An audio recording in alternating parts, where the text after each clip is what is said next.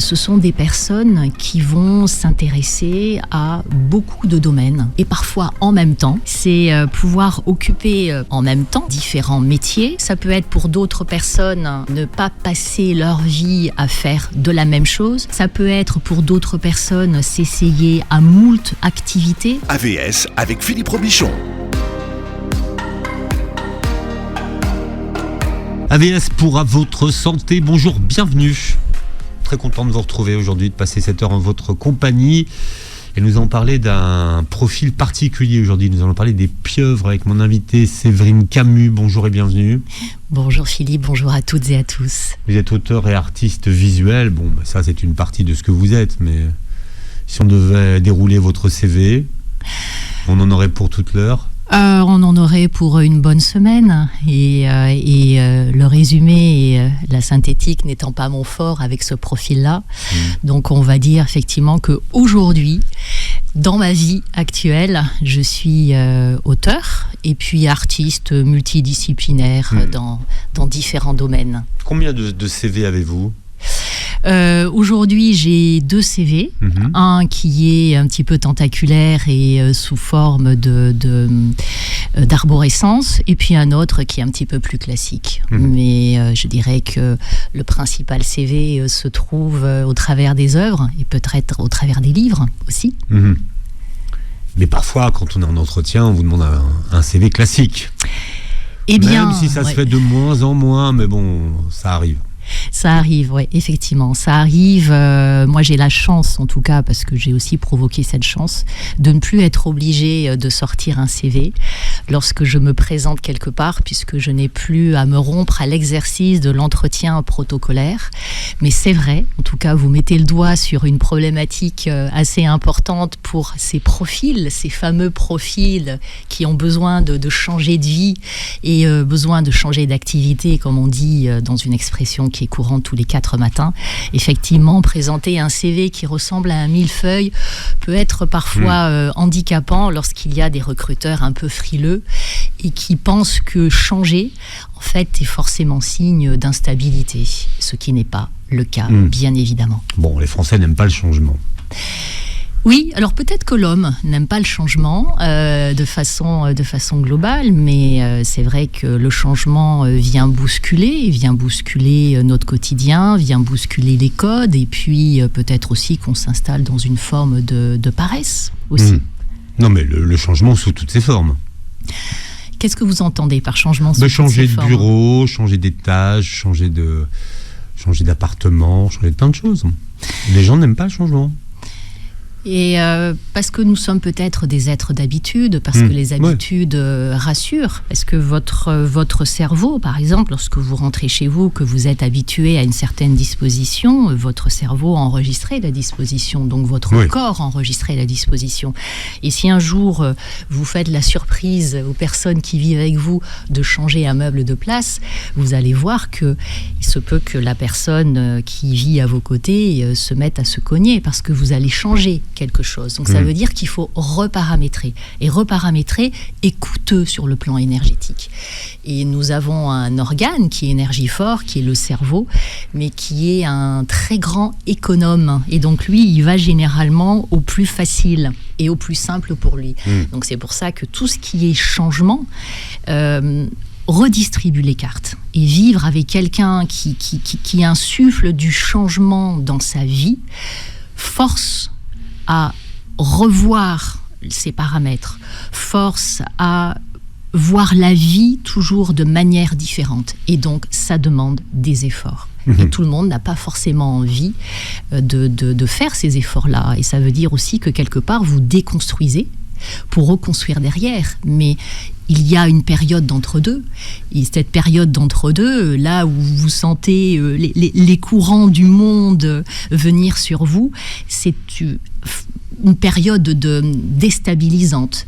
Et on n'est pas tous prêts aussi à vivre cela. Tout dépend de son histoire aussi. Vous publiez Le complexe de la pieuvre, créer sa place quand on a des appétits potentiels multiples chez Vuibert. Un livre qui a généré des dysfonctionnements digestifs chez vous.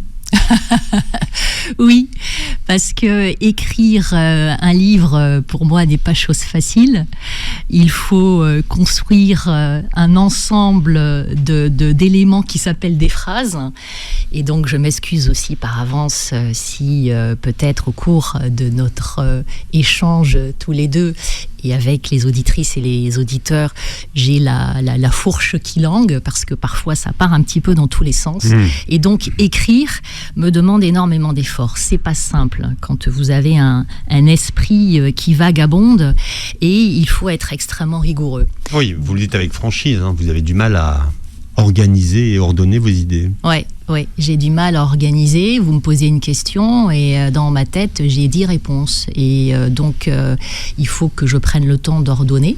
Et donc, on n'a pas 3 heures devant nous. Donc, ça me demande énormément d'efforts sur le plan cognitif. Donc, écrire un livre, ou en tout cas écrire tout document, et pourtant j'aime ça, me demande beaucoup d'énergie. Et donc, à un moment donné, c'est un petit peu comme le phénomène de l'entonnoir, ça se bouscule tellement que oui, je peux avoir des fois des petits dysfonctionnements au niveau digestif, et chez moi, ça vient se mettre au niveau des intestins, si vous voulez tout savoir. Merci de partager ça avec moi. Mais comme vous l'écrivez, je dis tiens. Alors, c'est un livre dans lequel vous partagez ce que vous appelez votre experiencing. Ouais. C'est quoi? C'est votre expérience de vie? C'est ça, ouais. Je pars de moi, en fait, je pars de mon propre vécu, puisque ce livre a une genèse, un déclencheur. J'étais en train d'écrire un autre ouvrage, et puis je me suis présentée avec mon panel d'œuvres auprès d'une galerie d'art. Et le galeriste me dit, mais je peux pas vous exposer, c'est pas possible, parce que vous avez trop de style. Et donc, les clients vont pas comprendre. Et je suis ressortie de là complètement dépitée. Et je me suis dit, c'est pas possible. C'est pas possible que encore, même dans le monde de l'art, je sois confrontée à du mono-style, mono quelque chose. Comme s'il fallait être identifiable. Et tu vas laisser ce que tu es en train de décrire, et tu vas sortir un autre ouvrage qui va parler de ça et qui va un petit peu poser les jalons de la suite. Parce que les livres, je les ai dans ma tête. J'ai déjà envie d'écrire d'autres ouvrages qui vont se suivre. Pour moi, ils sont liés, mais ils ne vont pas se ressembler. Et donc, je me suis dit aussi, si je vais voir un éditeur et que je présente à chaque fois des ouvrages différents, ça ne va pas le faire. Donc, il va falloir toujours que je me justifie. Donc, pour éviter de me justifier à chaque fois, je vais écrire un livre. Et je vais parler de ma propre expérience. Ce fameux experiencing, c'est vraiment le terrain. C'est quand même assez vivant. En plus, quand j'écris, j'ai une façon très, très proximale de dire les choses. Je pars de moi, mais je suis toujours dirigée vers l'autre, en imaginant que la lectrice ou le lecteur est à côté de moi. Et au fur et à mesure que les choses se sont posées, je me suis rendu compte, puisque j'ai été thérapeute dans ma vie d'avant, dans une de mes vies d'avant, je me suis rendu compte que j'ai accompagné beaucoup de personnes qui avaient ce profil-là, qui avaient besoin de changer, qui ne pouvaient pas se satisfaire d'un seul métier, qui ne pouvaient pas se satisfaire d'une seule activité, qui avaient envie de changer leur déco de façon assez fréquente, ou de changer lieu de vie, ou même de changer de style vestimentaire, pourquoi pas aussi, et qui se faisaient injustement traiter d'instable ou de touche-à-tout, ce fameux mot fourre-tout, touche-à-tout. Donc c'est ça en fait l'experiencing, pour moi, parce que des fois j'aime bien inventer des mots, donc je me fais plaisir aussi. C'est de partir de son vécu, de ce que l'on ressent, de ce que l'on fait aussi, de son vécu, et comment on le transmet. Parce que pour moi, la transmission, c'est la base, finalité. C'est extrêmement important, transmettre. Alors, on va parler justement de ce que c'est que le fameux complexe de la pieuvre, mais la pieuvre, c'est une métaphore. Exactement. Oui. Ouais. Pour parler de quoi ? Pour parler justement de ces multiples, ce que j'ai appelé aussi la multi-appétence, c'est-à-dire avoir un appétit pour plein de domaines, avoir envie en fait d'expérimenter et une forme de curiosité. Et la métaphore était extrêmement facile avec la pieuvre. En plus, moi j'adore l'eau, c'est mon élément. Et le chiffre 8 en numérologie est un chiffre puissant aussi. Donc la pieuvre a 8 tentacules et je me suis dit ça tombe bien. Puis en plus sur chaque tentacule il y a plusieurs ventouses et j'aurais pu l'appeler le paradoxe du Rubik's Cube aussi. Mais j'ai trouvé que la pieuvre c'était plus sympa. Et puis voilà, on aime bien généralement les analogies, les métaphores avec des mammifères qui soient terrestres ou marins. Donc allons-y pour la pieuvre. Qu'est-ce que vous appelez le paradoxe du Rubik's Cube ? Le Rubik's Cube, en fait, vous avez cet élément qui a plusieurs faces et en fait, vous pouvez le tourner dans tous les sens. Vous pouvez mélanger les faces entre elles, avoir des petits carrés de plusieurs couleurs, ça reste toujours le même élément.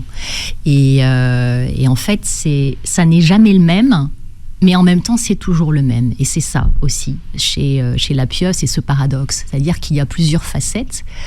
On croit que la personne a plusieurs individualités, mais ça reste toujours la même. Lorsque vous avez une personne qui touche à plein de domaines, elle va avoir une certaine facette qu'elle va dévoiler avec des personnes dans un environnement et puis une autre facette avec d'autres personnes dans un autre environnement. Et puis je crois de toute façon qu'on est tous un petit peu comme ça. Vous-même, Philippe, vous n'êtes peut-être pas le même ici à la radio que vous l'êtes dans un environnement qui est beaucoup plus personnel. Donc c'est oser. Parce qu'il y a des personnes qui osent justement manifester cette diversité qui est intrinsèque et qui est, à mon sens, propre à chacun. Alors moi, je suis à peu près le même partout. C'est très bizarre, d'ailleurs. Pourquoi est-ce bizarre ? Enfin, je sais pas, bizarre, mais en fait, je suis le même partout. Bon. Eh bien, c'est chouette. Donc, ce qui veut dire que vous avez une constance dans votre vie et que les personnes qui vous connaissent dans différents domaines peuvent embrasser de façon existentielle le même Philippe. Mais en général, c'est très cloisonné. Donc, en fait, les gens ne me connaissent pas dans différents domaines. Voilà. Les gens ne me connaissent que dans un domaine. Que dans un domaine. Ouais. Donc, finalement, ils n'ont qu'une version. Ils ont une version de vous. Mais très peu me connaissent dans plusieurs domaines. Et peut-être que cette version de vous s'exprime différemment dans d'autres domaines. Je crois pas. Non, franchement, je crois pas. Ouais. Je crois que j'arrive à rester à peu près le même, à peu près partout. Mais c'est très cloisonné. Le profil dont il est question ici se dévoile de façon justement totalement décloisonnée. C'est-à-dire que les espaces finissent vraiment par s'imbriquer les uns avec les autres, va toucher à différents domaines. On peut croire que ces domaines, justement, sont différents, mais l'esprit, on va dire, des personnes qui touchent à beaucoup de choses, les touchent à beaucoup, vont décloisonner et vont créer des ponts entre les différents domaines. Et ces facettes ne s'expriment pas forcément de la même manière dans toutes les strates de la vie.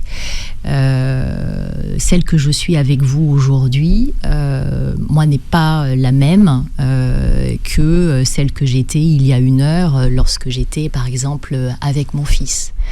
Donc, vous voyez, c'est en fait cette façon de danser avec les événements et de danser avec l'environnement qui fait que en fait on est une forme de matière qui va généralement aussi non pas s'adapter mais qui va faire corps avec ce qui se passe autour, et ce qui veut dire aussi qu'il y a une très grande perméabilité avec l'environnement et une très grande sensibilité avec l'environnement extérieur.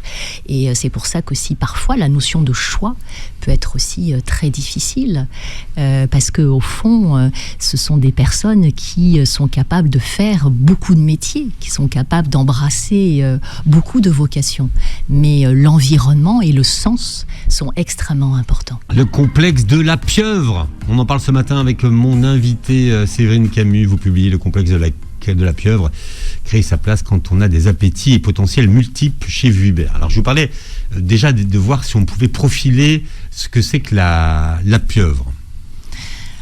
Qui sont les pieuvres ? Alors même s'il y a différents profils, on va dire quand même de façon assez global et assez général.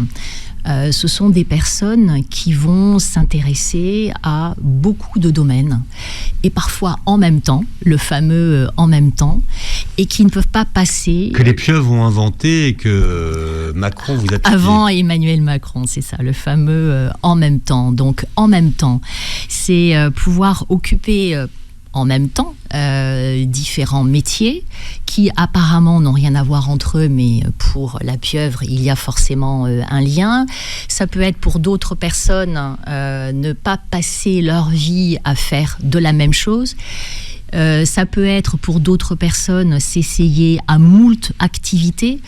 En fait, vraiment, la caractéristique, c'est le en même temps, et il y a aussi une notion d'aversion de la répétitivité. La répétitivité est juste insupportable. Donc, ce sont des personnes, en fait, qui vont injecter de la nouveauté, qui vont injecter du changement dans leur vie, dans beaucoup de domaines, et qui, en fait, font preuve d'une très grande curiosité et qui vont avoir envie d'expérimenter, et qui ont un rapport aussi avec le temps qui est extrêmement particulier, aussi avec une forme d'impatience, mais surtout une très grande curiosité.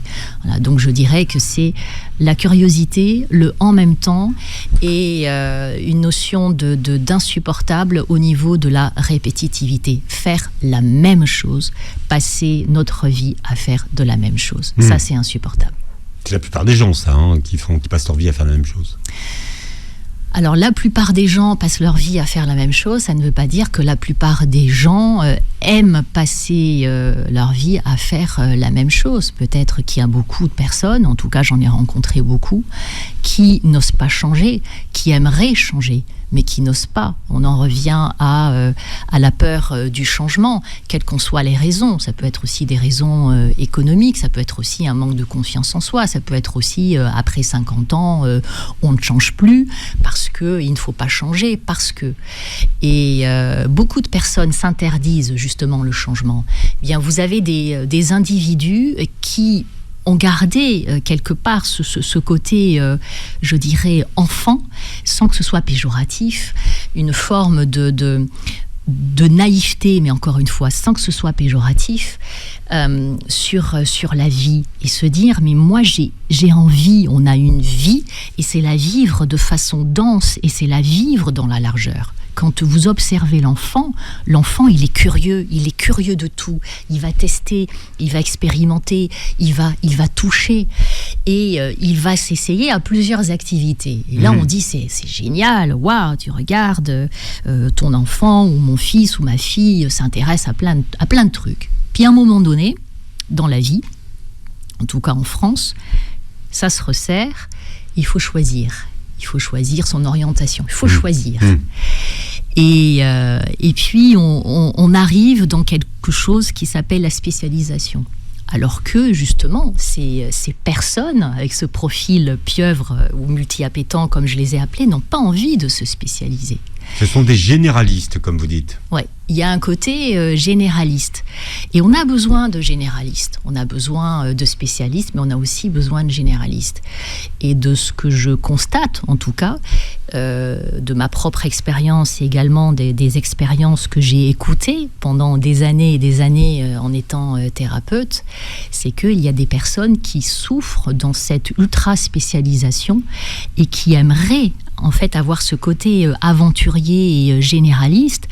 Qu'est-ce qui empêche pendant 5 ans d'être comptable, et puis après se dire tiens, je change de métier et puis je deviens justement artiste, et puis après je change et je fais encore autre chose, si ce n'est on en revient à comment je présente mon CV à des recruteurs qui vont me regarder en me disant mais à 50 ans vous devriez être spécialiste dans quelque chose, parce que quand on arrive à un certain âge, on doit avoir une forme de légitimité du parcours professionnel, et se dire mais dans quoi êtes-vous spécialisé ? Moi, on m'a déjà posé la question pour un podcast à succès. J'adore, un podcast à succès. Ouais, un podcast à succès, un très grand... bon, bref, peu importe. Tu ferais quoi, le podcast à succès ? Non, je dirais pas. Ah si, ça m'éclate, moi, ça. Non. Et on m'a posé la question, enfin voilà, j'ai reçu une réponse écrite, dans quoi êtes-vous spécialisé ? Et j'étais incapable de répondre à la question. Je suis spécialisée dans la vie. Donc, j'ai pas un domaine particulier. Là, j'écris un livre sur les profils pieuvres parce que ça me tenait à cœur de le faire. J'ai eu du plaisir à le faire, même si sur le plan cognitif, ça a été compliqué pour moi. Le livre suivant ne traitera pas du même sujet. Je passerai pas ma vie à parler des pieuvres. Le monde est vaste. Il y a tellement de sujets à découvrir.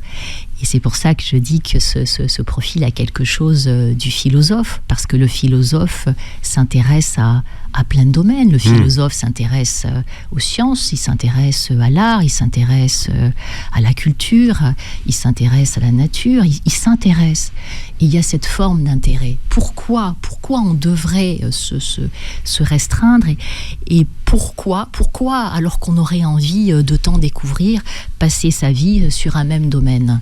Il y a des personnes qui savent très tôt ce qu'elles veulent faire dans la vie. Il y en a d'autres, non.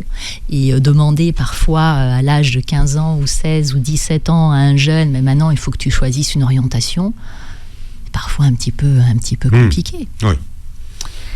La pieuvre aime le changement et la nouveauté. Pourquoi est-elle tellement accro à ces deux paramètres ?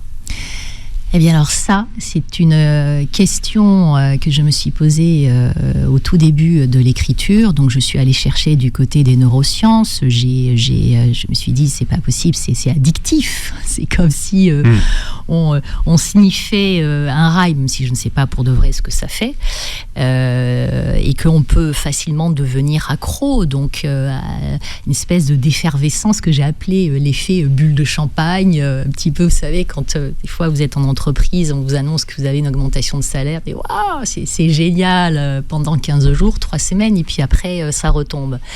Donc il y a cette espèce d'effervescence à la nouveauté. On découvre un truc nouveau. C'est pas j'achète un nouveau sac à main, c'est pas ça du tout, c'est complètement différent. C'est vraiment une nouveauté, c'est la découverte. Waouh, je découvre et je vais apprendre et je vais creuser et donc il y a une espèce d'effervescence. C'est comme si les neurones s'agitaient à l'intérieur de la tête, et puis à un moment donné, cette effervescence retombe, et c'est comme si en fait il fallait de nouveau un autre sujet pour pouvoir... Pourquoi on s'est lassé Alors, il peut y avoir effectivement une forme de lassitude, mais la lassitude, je dirais que c'est plutôt on arrive au bout de quelque chose, c'est-à-dire on arrive au bout de la découverte. On va désosser un sujet, on va le défragmenter. Vous parliez tout à l'heure de vos univers qui étaient cloisonnés. Là, la pieuvre, elle va complètement tout décloisonner. C'est pour ça que parfois aussi, ce sont des profils très intéressants pour les scans d'entreprise, par exemple les audits.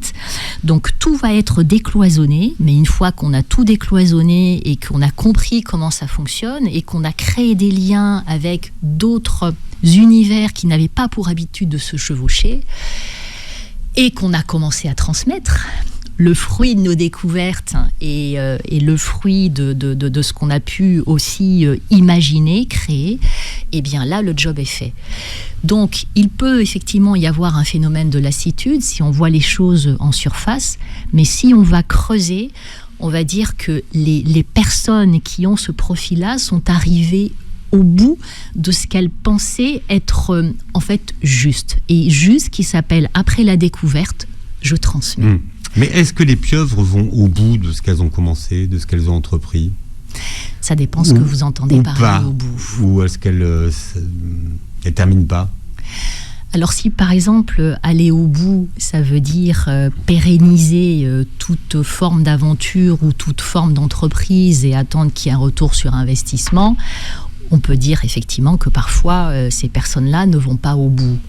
Mais pour elles, la personne pieuvre, bien souvent le bout, c'est je découvre, je vais sur des terrains là où les autres justement ne sont pas allés, parce que j'ai ce côté généraliste, donc j'ai une vision assez 360. Je découvre, j'expérimente quand même à minima pour vérifier que ça fonctionne, et ensuite je transmets à d'autres le fruit de ce que j'ai découvert. Et pour elle, c'est là, elle est au bout. Donc, pour le kidam, on dira, mais cette personne est complètement instable et elle s'arrête en cours de route. Pour la personne qui est habituée à changer pour elle, il va s'agir d'un achèvement. Ça y est, je transmets à d'autres et eux vont faire fructifier la chose, vont la faire développer. Et moi, d'autres endroits m'attendent, d'autres missions m'attendent, d'autres mères m'attendent.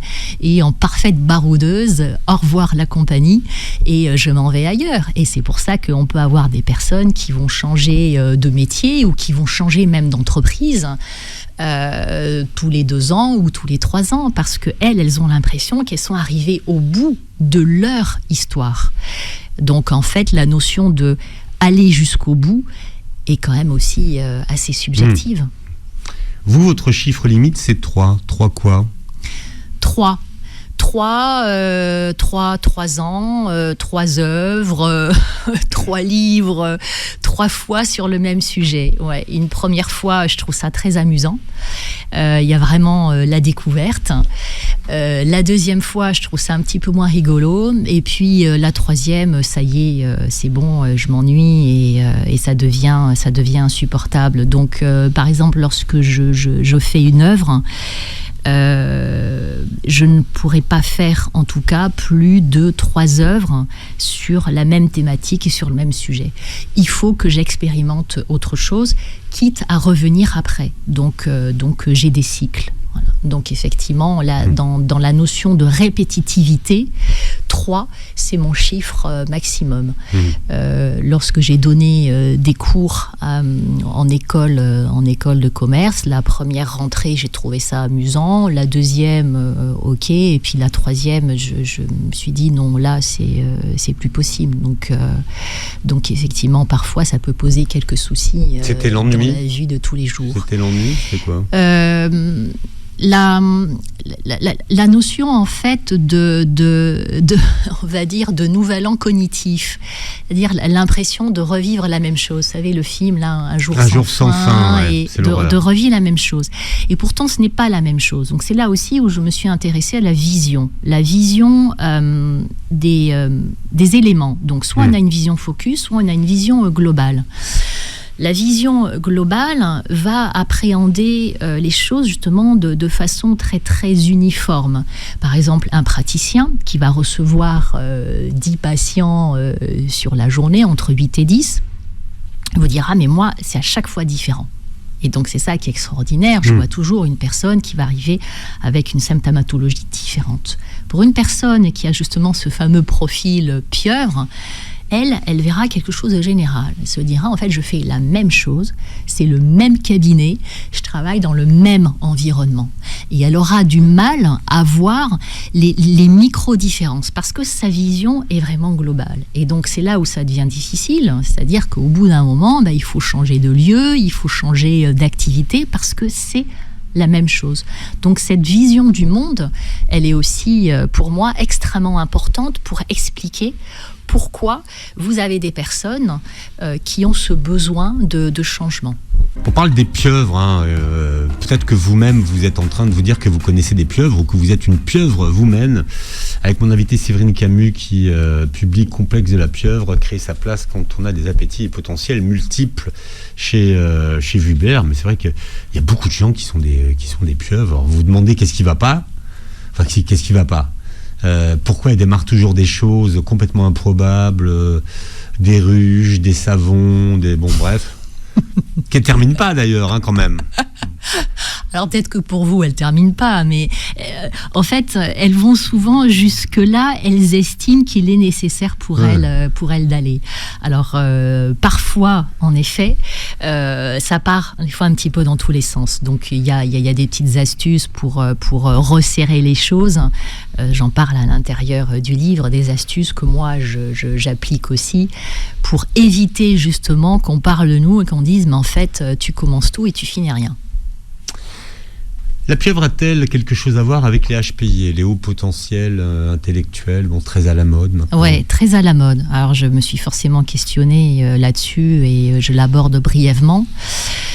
Il y a certainement des points communs entre les deux, bien évidemment, une très grande curiosité, une perméabilité au monde, les ascenseurs émotionnels, pourquoi faire simple quand on peut faire compliqué, on en trouvera d'autres. Mais pour moi, en tout cas de mon point de vue, il ne vaut pas, point de vue scientifique bien évidemment, et je ne passerai pas ma vie à essayer de démontrer ce qu'est exactement le profil pieuvre sur le plan psy et neuropsy. On dit que 2 à 3% de la population serait HPI. Je ne sais pas comment on a réussi à trouver ce pourcentage, mais à mon sens, d'un point de vue beaucoup plus, on va dire, philosophique et existentielle, il y a une forte proportion de la population qui a ce profil pieuvre. Vous m'avez dit vous-même, off, que vous en connaissez plein, mais je dirais que c'est peut-être même le propre de l'homme. Sincèrement, je me suis beaucoup questionnée sur le plan philosophique, sur l'approche de notre complexité. J'en reviens encore à l'enfance, l'enfant qui s'intéresse à la vie, qui s'intéresse au monde, et certains adultes ont gardé cette faculté d'entropie, cette faculté de pouvoir décloisonner l'espace. Donc, je dirais, allez, à la louche, peut-être 40% de la population aujourd'hui aurait un profil pieuvre, et je suis peut-être même persuadée plus. Il y a peut-être des gens à qui on a raboté les contours, certains qui ont dû se rompre à l'exercice du choix de la lettre, notre génération au moment du bac, et qui aurait peut-être voulu occuper 3, 4, 5 métiers différents. Donc, il fallait rentrer dans des cases. Il fallait rentrer dans des cases, effectivement, cette fameuse notion de cases et de normes, parce que ce qu'on appelle le marché, qu'on retrouve aussi aujourd'hui, il y a le marché de l'emploi, le marché de l'art, il y a un marché. Donc il est plus facile de mettre des gens dans des cases, parce qu'on est forcément identifiable, et on revient à ce fameux cerveau qui est paresseux. Et on est dans une forme aussi de paresse aujourd'hui, on a besoin d'identifier les gens assez rapidement, et donc ça rassure. Et lorsque vous avez quelqu'un qui n'est pas identifiable, c'est très difficile de pouvoir le mettre quelque part. Où est-ce que je le mets ? Qu'est-ce que j'en fais ? Donc ça demande un minimum de réflexion, et la réflexion, elle est coûteuse. Donc, pour en revenir à votre question, oui, il y a des points communs. Et on a tous de toute façon des potentiels, quels qu'ils soient, et pour beaucoup ces potentiels n'ont pas été exploités sous le joug peut-être de l'éducation, de l'environnement familial. Enfin bref, il y a plein de facteurs qui font que il y a certainement parmi vos auditrices et vos auditeurs des pieuvres qui ne se connaissent pas, ou qui sont endormis et qui se disent ah ben oui tiens, peut-être pourquoi pas moi, ou je connais plusieurs personnes qui, et en tout cas j'espère que ça leur permettra de voir ce côté touche à beaucoup, et comme n'étant c'est pas touche à tout, ouais, c'est touche à beaucoup, parce que touche à tout, on touche pas à tout. Moi je pourrais pas toucher à tout, et non, tout ne m'intéresse pas. Il y a des métiers que je ne ferai pas, mais touche à beaucoup, oui, je trouve ça beaucoup plus juste. Est-ce que c'est comparable à de l'hyperactivité ? À mon sens, non. À mon sens, non, puisqu'il y a plusieurs formes d'hyperactivité, donc certaines hyperactivités qui sont identifiées au moment de la scolarité, avec des déficits d'attention et autres. Et qu'on se sorte aussi des mots hyper, super, haut, etc. C'est simplement, soyons pragmatiques, revenons à quelque chose de beaucoup plus philosophique et existentiel, c'est de la curiosité.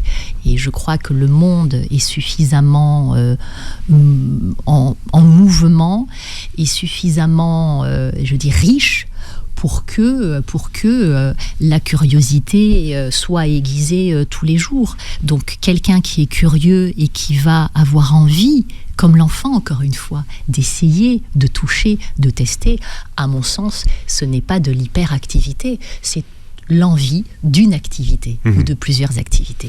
Dans une de vos vies, vous vous êtes intéressé au comportement alimentaire, notamment aux troubles alimentaires, et vous dites qu'il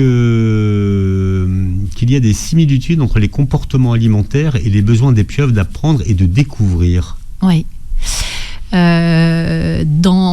Lorsque j'ai été thérapeute au tout début, je me suis formée à la médecine chinoise et je me suis intéressée à ce moment-là aux troubles des conduites alimentaires, et j'ai eu la chance de pouvoir pratiquer en CHU dans un service de prise en charge de l'anorexie et de la boulimie. Et justement, je pratiquais là-bas en énergétique chinoise et japonaise, et j'avais pu faire le parallèle entre la façon dont on absorbe les informations du monde et les troubles digestifs. Et en fait, en médecine chinoise, il y a un parallèle qui est très intéressant entre le mental et entre le méridien de l'estomac. Et donc, parfois, ce côté assez pantagruélique de vouloir tout absorber et d'avoir cette capacité justement d'absorption fait qu'au niveau digestif, ce qui a vraiment un corollaire entre les deux, des fois, ça bug un petit peu. Et j'ai pu le constater, effectivement, auprès des personnes que j'ai accompagnées. On avait très souvent des problèmes au niveau de l'estomac, mais surtout au niveau de la sphère intestinale. C'est pour ça que je me suis permise tout à l'heure, en préambule, au début de l'émission de radio, de dire que, par exemple, moi, ça venait se mettre au niveau de la sphère intestinale. Donc, effectivement, il y a un parallèle entre la façon dont on appréhende les informations du monde, dont on les synthétise, la façon dont on les digère aussi sur le plan émotionnel, et tout notre système digestif. Donc c'est passionnant. On a une tuyauterie qui est passionnante en tout cas. Comment être une pieuvre épanouie dans le salariat, si c'est possible ? Alors oui, c'est possible. À condition, je dis bien à condition, d'avoir un environnement qui nous permette d'avoir cette nouveauté et de pouvoir aiguiser cette curiosité. Et c'est pas le cas de tous les environnements. Donc c'est pas tant le métier. C'est pour ça que je disais que le terme touche à tout n'est pas exact. C'est touche à beaucoup. C'est l'environnement qui est important. Donc tout dépend du système managérial aussi. Si vous avez au-dessus de vous des hiérarchiques qui sont toujours en train de vous surveiller, donc ça le fait pas. Donc il faut avoir quelqu'un qui est actif, quelqu'un qui donne des perspectives à long terme, parce qu'il y a un besoin de visibilité sur le long terme. Travailler à la petite semaine, ça ne fonctionne pas. Donc si vous avez un management qui est autoritaire, ça ne fonctionnera pas non plus. Et la notion de sens. Donc c'est possible d'évoluer dans le salariat en étant pieuvre, j'en ai rencontré, mais l'environnement est extrêmement important, et la notion de sens. Se lever le matin, je crois que de toute façon pour nous tous, la notion de sens est importante.